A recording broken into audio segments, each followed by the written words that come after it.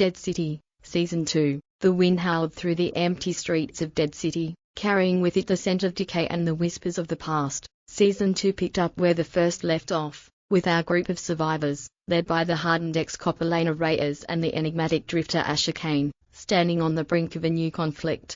Ashes of hope. After narrowly escaping the betrayal of the Sanctuary Council in Season 1, Elena and her group find refuge in the industrial district on the outskirts of Dead City. The group includes Max, the brilliant but socially awkward engineer, Mia, the resourceful medic haunted by the loss of her daughter, and Kieran, the former gang member with a vendetta against the city's ruling elite.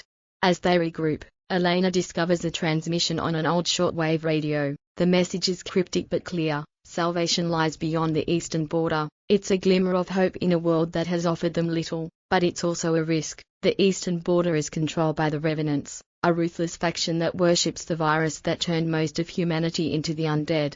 Blood and steel. The group decides to investigate the transmission, but they need supplies and weapons to make the journey. This leads them to a perilous raid on a Revenant outpost. During the raid, Asher's past comes back to haunt him when he encounters a Revenant priest who recognizes him. The priest's cryptic words hint at Asher's mysterious connection to the virus and the Revenant's leader, a figure known only as the Oracle. Shadows of the Oracle. Asher reluctantly reveals part of his past to Elena. He was once part of a covert government experiment aimed at controlling the virus, but the project spiraled out of control, leading to the outbreak. The Oracle was the lead scientist on the project and has now embraced the virus as a path to evolution. Meanwhile, tensions within the group rise. Kieran's impulsive nature clashes with Elena's calculated leadership, and Mia begins to question whether Asher's secrets make him a liability. The Undying. The group reaches the eastern border and witnesses the Revenants' horrifying rituals. They learn that the Oracle has developed a new strain of the virus, one that creates intelligent undead, a chilling evolution that could spell the end of humanity. The group's mission shifts from survival to sabotage as they plan to infiltrate the Revenants' compound and destroy the Oracle's research. Bonds and betrayals. During the infiltration, the group discovers that not all Revenants are fanatics. Some are prisoners forced into servitude, including a young woman named Clara who claims to know a safe route out of the city. Trust becomes a scarce commodity as the group debates whether to believe her. Meanwhile, Kieran's thirst for revenge leads him to make a reckless decision that endangers them all. The Heart of Darkness. The group confronts the Oracle in the heart of the Revenants' compound. The Oracle reveals her ultimate plan: to unleash the intelligent undead on neighboring cities, forcing humanity to adapt or perish. Asher is forced to confront his role in the creation of the virus, while Elena must decide whether to destroy the research and risk losing the only hope for a cure. Sacrifice. In a climactic showdown, the group fights their way out of the compound as the Oracle's creations are unleashed. Clara's safe route turns out to be a trap, and the group suffers a devastating loss. Elena and Asher make a desperate choice to detonate the Revenant's lab, destroying the research and the compound but at great personal cost. New Dawn. The season ends with the survivors regrouping on the outskirts of Dead City, battered but alive. The Oracle's fate is left ambiguous, and the intelligent undead begin to spread beyond the city's borders. As they look toward an uncertain future, Elena's voiceover reflects their resolve. We've lost so much, but we've gained something too, a reason to keep fighting. Dead City may be behind us, but the battle for humanity has only just begun. Season 2, The Echoes of Silence. Episode 1. The Return of the Forgotten. The sun had long since become a faint smudge on the horizon, its once blazing glory now hidden beneath a thick layer of grey clouds. The Dead City, abandoned, hollowed out, stood as it always had, a monument to a civilization that had perished in a storm of its own making. But this time, something was different. The city was stirring again. In the darkness of an overgrown alleyway, Mara and Darius, survivors from the chaos of Season 1, trudged forward, their boots slapping against the slick concrete. Their journey had led them back to the heart of the city, a place once familiar, now alien and hostile.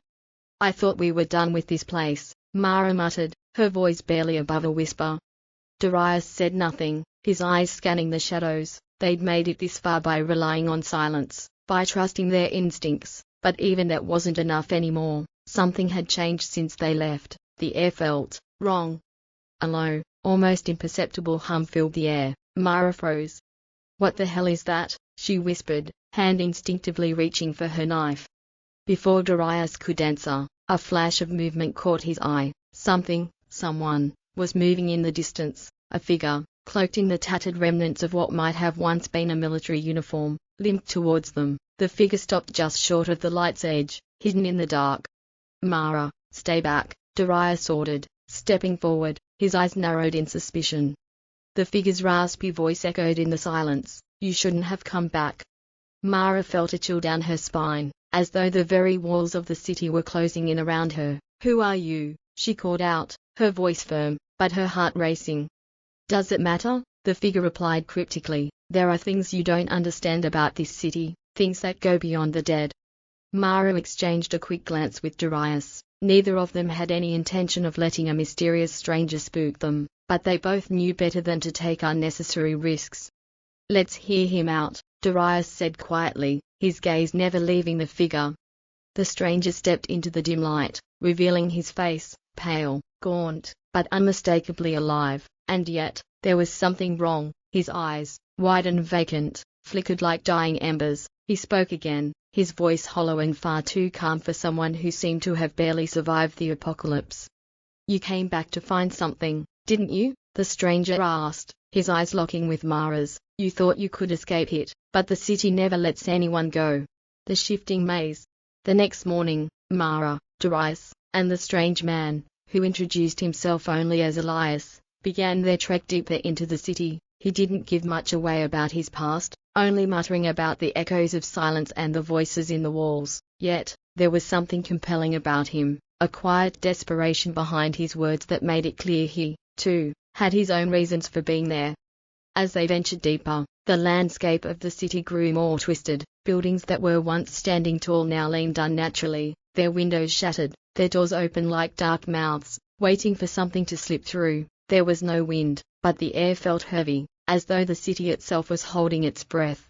Then came the first sign that something was wrong. They stumbled upon a street corner, the intersection of two decayed avenues, where time itself seemed to break. The city around them shimmered, a flickering mirage that made Mara question her own senses. One moment, they were standing before a row of crumbling shops, and the next, the street was swallowed by darkness, only for it to return to normal an instant later. "This place is alive," Darius said, his voice low. "I can feel it." Elias nodded grimly. "The city doesn't just kill you, it changes you, it makes you part of it. You think you're escaping, but you're not. No one ever really leaves." The deeper they went, the more distorted the city became. Roads shifted, buildings transformed, and shadows stretched in impossible directions. They encountered echoes of the past, flashbacks, disjointed memories of the city's former inhabitants, people who had long since turned to dust, their voices still lingering in the corners of the streets. It was on the third day of their journey that they encountered the first real threat, a group of hunters, people who had become twisted versions of their former selves. They were humans, yes, but something in them had broken, and they now roamed the city, hunting for the last remnants of the living.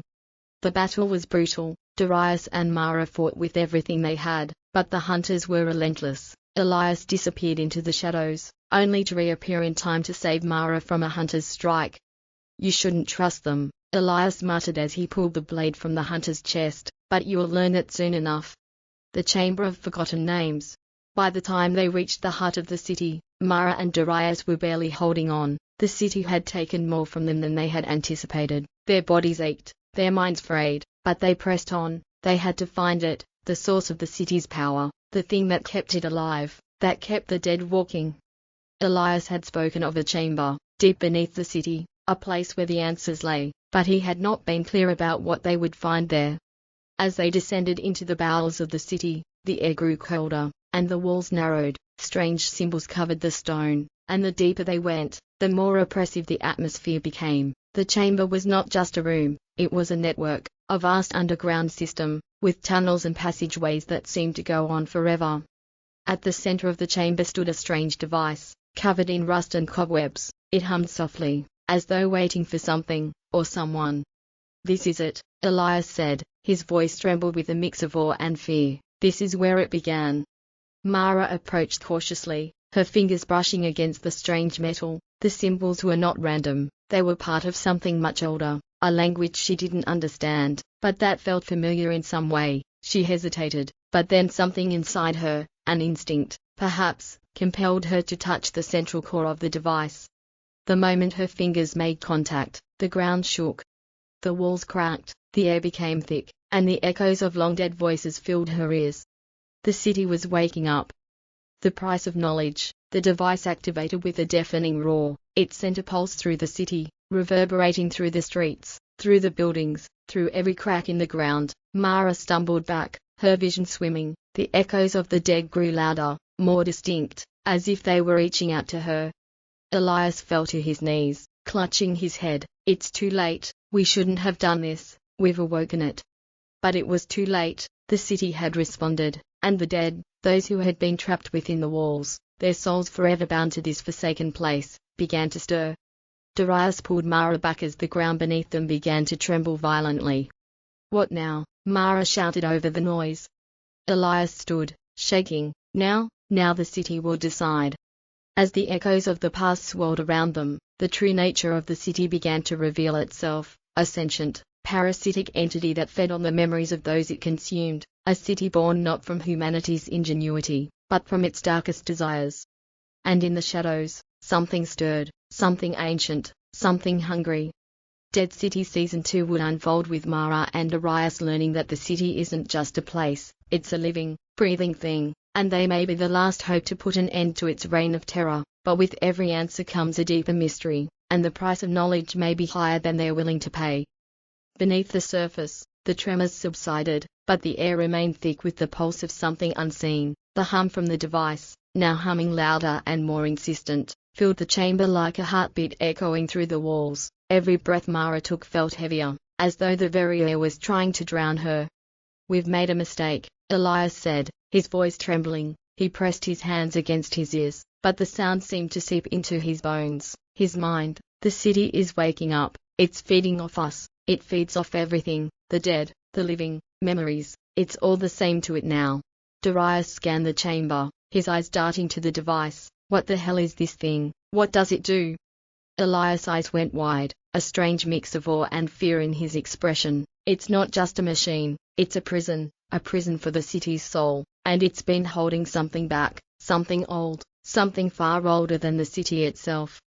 Mara's head swam as if something was tugging at her consciousness, pulling at the edges of her thoughts. She shook it off, focusing on Elias. You know what's going on here. How do we stop it?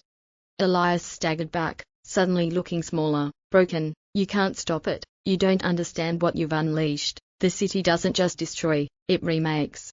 Mara glanced at Darius, who had a determined look in his eyes. We didn't come this far to back down now. We need answers, and we need them fast. Elias seemed to struggle with the weight of his next words. There's a way to stop it, but you have to face the truth of what it wants. The city doesn't just consume the living, it consumes memories of those who've died, and those who will die. If it remembers everything, it can recreate the world, rewrite it. But how do we kill something that feeds off memories? Darius asked, his tone a mixture of incredulity and dread. You don't kill it, you unmake it, Elias said, the words heavy as lead. You erase everything it has become, every person, every memory. Mara shuddered. And what happens to us if we do that? You'll cease to be, Elias said flatly, but so will it. The weight of that hung in the air, an unspeakable truth. To destroy the city was to sacrifice everything, their lives, their memories, their identities. But if they didn't, the city would continue to grow, consuming every last shred of life, turning all into part of its sprawling, rotting hive. Episode 6, The Price of Truth. The deeper Mara and Darius delved into the underground labyrinth, the more fragmented their perceptions became. They passed through tunnels filled with symbols and words they couldn't read, but they felt the weight of them all the same. Their bodies were exhausted, but their minds were racing. They could almost hear the city whispering, beckoning them deeper, as though it was testing their resolve. What happens when you erase the city's memory? Mara asked as they made their way down another narrow, pitch-black passage. It's not just the city, Elias answered quietly. It's the world, everything the city remembers, the people it's consumed, the lives it's stolen. If we erase the city's memory, the entire world will reset. It will go back to the moment it first fell, back to the beginning. So, we're all just going to be wiped out? Darius asked, his voice thick with disbelief. Not wiped out, Elias corrected, erased, forgotten, every life, every soul that has been touched by this place. Gone, it will be like it never happened. Mara stopped, looking at Elias, her face pale in the dim light. Is there no other way? We've come this far, and we're all going to vanish, for the sake of, what, a reset? Elias looked down, his expression clouded. The alternative is worse. If the city keeps its memories, it will continue to twist and consume. Over time, it will spread, and there won't be any escape. It will grow. What's left of humanity will become part of the city. Like the dead, you'll be a part of it, lost forever. Mara's chest tightened. What they were being asked to do was unimaginable. Is there a way to leave the city, to save ourselves and stop it from spreading? Darius asked. Elias' face grew darker, his voice dropping to a whisper. You can leave, but only as part of its memories. It will never let you go. Once you're marked by it, you're bound to it forever. No one escapes the city. The reality of their situation began to sink in. They had no choice but to confront the heart of the city's power. Mara turned to Darius. His face was grim, but resolute. They had come too far to turn back now. We'll face it, she said, her voice steely. We'll erase it, everything. We do this or we die trying. There's no other way. Darius nodded. Let's end it. The heart of the city had changed, mutated, and twisted into something that was no longer entirely human. As they approached the heart of the underground, the walls pulsed with a life of their own, beating in sync with the machine's hum. The device, now fully powered, loomed before them, its tendrils of wire and strange, organic matter snaking out from its center like the roots of some dark tree. Elias led them to the core. This is it, he whispered. The core holds the city's memories, its soul. Destroy this, and you erase everything it has become. The chamber surrounding them was vast, filled with strange, otherworldly energy, as though the city itself was alive, breathing in the darkness. At the center of the chamber was a massive, pulsating sphere, composed of swirling lights and shadows, memories taking form. Each flicker represented a life once lived, a soul long forgotten, or perhaps one that had never truly existed. But as they drew closer, a deep rumble echoed throughout the chamber, and the ground beneath them cracked. It's too late, Elias murmured. It's already awake. It's pulling us in. A voice, soft at first, but growing louder, rose from the depths of the city. It was not a voice they recognized, but a voice of the city itself, speaking through the remnants of everything it had consumed. You cannot erase me, the voice intoned, cold and omnipotent. I am every shadow, every whisper. I am the memories of those you have lost, and those you will lose. You cannot unmake me. A blinding light flared from the heart of the city, and the world around them seemed to warp. The floor shifted beneath their feet, the walls narrowing and expanding like a living organism. The memories began to manifest, faces, places, moments in time, blurring together in a violent swirl of light and shadow. Don't let it touch you, Elias shouted. It will take your memories. It will make you part of the city. Mara and Darius rushed forward, moving as quickly as they could toward the heart of the city, the pulsating core. The world around them seemed to stretch and break apart as the device pulsed with greater intensity. With one final, desperate push, Mara placed her hands on the central core. A shockwave of energy erupted from the device, throwing them back. The city screamed in protest, its voice deafening, as the pulse of energy washed over them. Memories, forgotten moments, faces they didn't recognize filled their minds, whispers of lives they'd never lived. The ground buckled, the city itself began to tear apart at the seams. And then, silence. The last echo. When Mara opened her eyes, she was no longer in the heart of the city. She was standing in a field. The sun was rising. There were no signs of the crumbling city, no dark energy pulsing through the air. Everything was calm, peaceful. Darius stood beside her, gazing at the horizon. It's over, he said quietly. We did it. Mara nodded slowly, but there was something missing. The city's oppressive presence, the constant hum of danger, was gone, but so were the echoes of the past, the memories, the faces of those who had been lost. The city was gone, but in erasing it, they had erased everything. I don't remember much, Mara said, her voice distant. What happened? How did we? Don't, Darius said, his tone soft but firm. Some things aren't meant to be remembered. The wind stirred the grass around them, and for the first time in a long while, Mara felt a sense of peace. The city had been destroyed, its grip broken, the world could begin again, free of its haunting shadow. But as they turned to walk away, Mara felt the faintest echo in the back of her mind, a whisper that wasn't hers, a memory that wasn't hers. And she wondered, had they really erased it all, or had something, somehow, survived? The ghosts of the forgotten. Mara and Darius had walked for hours, the peaceful, sunlit landscape stretching out before them. The city was gone, no ruins, no trace of the nightmare they'd just escaped, only the horizon remained, unbroken and serene, yet a quiet unease began to settle over them. Mara couldn't shake the feeling that something was wrong. It was as if the world was too still, too perfect. The echoes, those whispers from the city, had stopped, but now she heard something else, a faint tugging in the back of her mind, like a name she couldn't quite remember. Darius stopped suddenly, his gaze fixed on something far in the distance. Mara followed his line of sight and froze. There, just beyond the horizon, stood a figure, a silhouette standing in the middle of an empty field. The figure was tall, unmoving, its shape flickering in the bright light like a ghost caught between dimensions. "Mara," Darius said, his voice hesitant, almost afraid. "Is that?" "I don't know," she replied, her voice tight, "but we need to find out." They moved cautiously, their footsteps quickening as they approached the figure. The closer they got, the more distinct it became. A woman, tall and pale, standing still as if waiting for them. Her features were familiar, but wrong. Her face was half faded, as if it had been erased and then hastily redrawn, only to dissolve again into the light.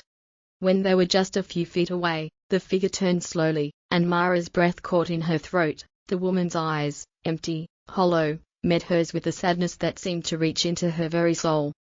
"You're still here," the woman said in a voice that was both distant and intimate, as though speaking from the depth of an ancient memory. "You were never meant to leave." Mara felt the ground beneath her feet tremble as the figure spoke. Her mind spun, the fog of confusion creeping in again. "Who are you?" Mara asked, her voice barely a whisper. The woman smiled, but it was a smile full of sorrow, as though she had already mourned something long lost. "I am what remains of those the city has consumed, what remains when the memories are gone, what you left behind." Mara felt a cold, creeping sensation wash over her. The world around them shimmered, and for a moment, the field disappeared, replaced by the crumbling cityscape they thought they had erased. The towering ruins, the broken roads, and the decayed buildings came back into view, more vivid than ever before. "No, no, this can't be happening," Darius muttered, backing away. "You didn't erase it," the woman continued, her voice echoing like the last breath of the city itself. "You freed it." Suddenly, the landscape around them blurred, and Mara's vision flashed to images she couldn't control, broken memories of lives she had never lived, people she had never met, faces blurred with the same haunting eyes, calling her name in unison. The hum of the city, now louder than before, filled her mind, a cacophony of whispered regrets. The woman reached out, her cold hand brushing Mara's arm. "You cannot run from what you've unleashed. It lives in you now, in your memories, in your soul." Darius grabbed Mara's arm, pulling her back, trying to force her to focus. "Mara, snap out of it. We have to fight this." But it was too late. Mara could feel the pull of the city deep within her. The truth that had been hidden, the thing she hadn't fully understood, was now clear. The city wasn't just a place. It wasn't just a prison of memories. It was a parasite that fed on those who tried to escape it, those who forgot. Elias had warned them that erasing the city would come with a cost, but he hadn't told them that the city's memories would find a way to survive, lingering in the minds of those who had dared to defy it. And now, Mara and Darius were infected, carrying the last vestiges of the city's soul within them. The woman's face twisted in an expression of twisted amusement. "You thought you could forget, you thought you could leave it behind, but you will never be free of me." Episode 10, The Unmaking. Mara woke with a start, her breath sharp and ragged. The sunlight was gone, replaced by a thick fog that seemed to hang in the air like a heavy blanket. The world around her was once again strange, unfamiliar, a world between worlds, a place where nothing felt real, but nothing felt false either. Darius was beside her, kneeling on the ground, his face drawn and pale. His hands were shaking as he gripped the weapon they'd salvaged from the city, some old, rusted machete. He hadn't said a word since they'd encountered the woman in the field. "It's happening," Mara muttered, her voice hoarse. "The city is still inside us." Darius looked up at her, his expression grim. "We didn't destroy it, we just gave it a new home." She felt the weight of those words settle over her like a tombstone. They hadn't erased the city, they had merely transferred it. The memories, the voices, the faces, they were inside of them now. There was no way out. "We have to fix this," Mara said. "We need to find a way to destroy what remains of it, before it takes us completely." But as she spoke, something changed. The ground beneath them trembled again, a low, vibrating hum building in the air. The memories of the city were starting to manifest, shadows moving at the edges of their vision, voices speaking from nowhere, calling their names. "We can't outrun it," Darius said, his voice hollow with realization. "We can't kill it, it's inside us, we are the city now." A deep, almost unbearable sadness gripped Mara's chest. The woman in the field had been right. There was no escaping the city, no erasing it. It had followed them, embedded itself in their very being. The dead city wasn't gone, it was within them. Mara's hand went to her forehead, the ache of the city's presence like a pounding drum in her mind. She could hear it now, clearer than ever, voices rising, faces fading in and out of focus. "You cannot escape us, you are one of us." In a desperate bid for clarity, Mara closed her eyes and tried to push back the memories that tried to take over, but it was useless. The city's pull was too strong. Maybe we're not meant to destroy it," she said, her voice weak. "Maybe we have to learn to live with it." Darius shook his head, his voice cracked with despair. "If we do that, we'll lose everything, our names, our lives, who we were. It'll all fade away." Mara stood, her hands clenched into fists. There had to be another way, a way to break free of the city's hold. She refused to believe that this was the end, that there was no hope. As the voices in her mind grew louder, as the shadows stretched closer, she knew one thing for certain: the city had taken everything from them, but it had also left them with a choice. To give in to it, or to fight. The reckoning, the final showdown loomed. Mara and Darius were cornered, no longer just fighting against the city itself but against the last remnants of their own selves, their own memories. They were no longer sure where the city ended and where they began. But the choice was clear. They would face the heart of the city once more, this time, to confront the very thing that fed on their fear, on their pain, on their memories. The device that once held the city's soul still pulsed, calling to them from beyond the veil. And as they moved toward the epicenter of the city, they knew the price of victory would be more than they could bear. But they would never let it claim them completely.